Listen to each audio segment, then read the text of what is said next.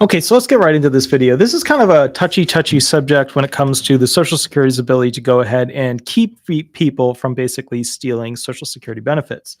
And one of the things that I like to refer to when it comes to how the SSA does this, how it uses OIG and the CDI units, is their actual report. And they come out with, in this report, these cute little adorable stories where people have committed horrible criminal fraud and they just do these nice little summaries. And I just want to check in on them real quick. So here's the deal. The question is that we're going to be answering: can the SSA create fake babies?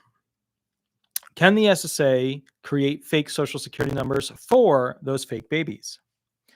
Can the SSA pay money to those fake babies?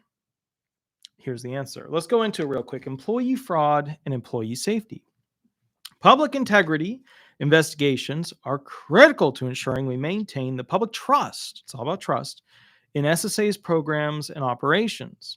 We must take swift action concerning allegations against employees who may have misused their position for personal gain or violated other laws or regulations in the performance of their official duties.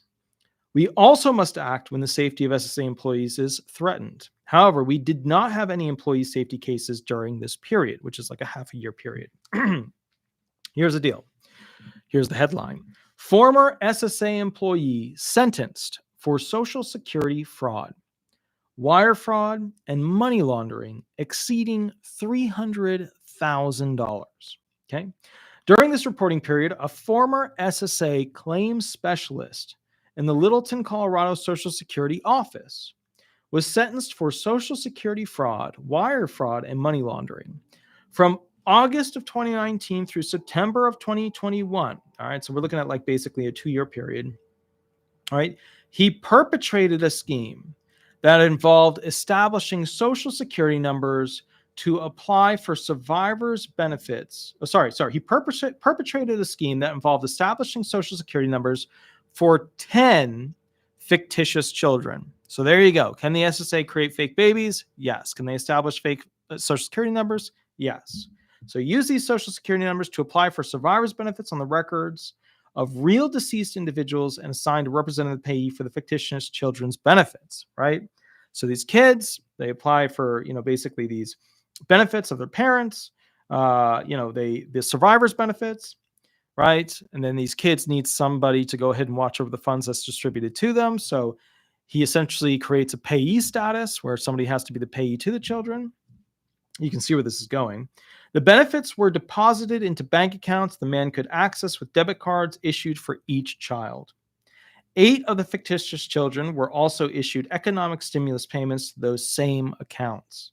Using the debit cards, he made withdrawals and purchases, including money orders payable to himself or his mother, and a diamond engagement ring totaling $324,201.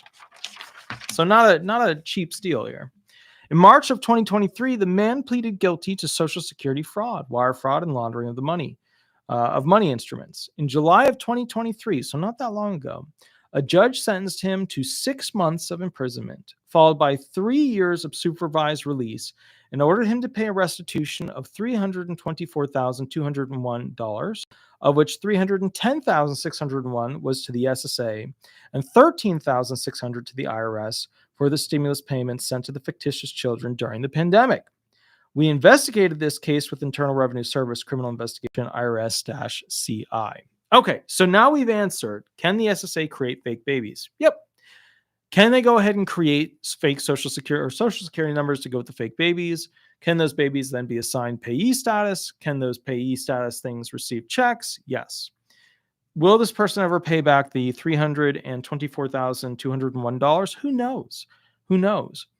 But just to clarify, that's Title II funds. That's Title II funds. So, if you're wondering, okay, what happens now? Well, that obviously took a big bite out of the ability to pay future retired, etc. individuals. So, all right, here's another one real quick. Former SSA employee indicted for theft of government property and aggravated identity theft. Here's one. During this reporting period, a former SSA claims specialist in the Harlingen, Texas Social Security Office was indicted after creating fictitious profiles to steal government funds. Sound familiar? Same gig. The man allegedly created fictitious profiles for 2 children who did not exist and then linked them to a recently deceased man and woman living in Mexico. He then processed survivors' benefits applications for the 2 fictitious children and used debit cards issued to the children to withdraw the funds. So these 2 criminals had the same idea. The 2 fictitious children also each received a $1,400 economic stimulus payment. On June 27, 2023, the man was indicted for theft of government property and aggravated identity theft. We investigated this case with the IRS-CI and Treasury Inspector General for tax administration. So what are we learning from this? What we've learned from this is that, unfortunately, a claims specialist, not a particularly high up individual, can create these fixes in the system that can be fraudulent. And these fraudulent fixes can be quite terrible at the end of the day because it ends up stealing money from Social Security recipients that, basically have paid in quite a bit. And so my point to you is, how long would it take for somebody to pay in $300,000+ worth of taxes in FICA, right? FICA taxes to get to that amount, the $300,000? Quite a bit of time, I would imagine, well, a long period. But in just 2 years, that person was able to swipe out of that trust account, that system, that amount of money. Now, my thing is this: when I'm not hearing from this story, and I could always try and find the actual specific case on it, but what I'm not hearing from this story is why they didn't go after this person for even more money. Obviously he's got jail time, but shouldn't there be some civil fines, civil monetary, attachment, stuff like that? I mean, sure, he's got to pay back what he stole. Sure, he's got to pay back the IRS, as well. But shouldn't he be hit with, I don't know, another $50,000, $100,000 on top of that? Maybe to pay back into the Social Security trust funds to make them even better off than they were before that person started to do this? I don't know. Think about it. So anyways, guys, I will catch you at the next video. Attorney Walter Hnot, you know who I am, Attorney Disability Resolution PA. Please remember to like. Please remember to subscribe. If you get a chance, go to Google and type in Disability Resolution Florida. Throw some stars at it.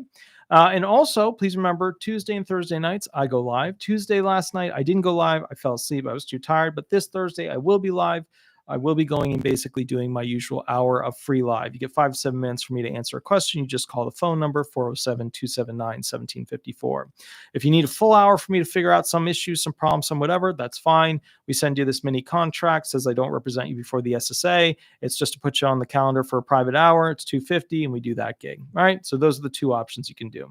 I'll catch you a little bit later. You have a wonderful day. Don't be stingy with the likes, and we'll go from there. I will see you in about 10 minutes for the next video, which is an interesting update on the political standing of Social Security benefits going into the upcoming election. I'll catch you soon, and I'll see you soon. All right. Bye-bye, everybody. Bye-bye.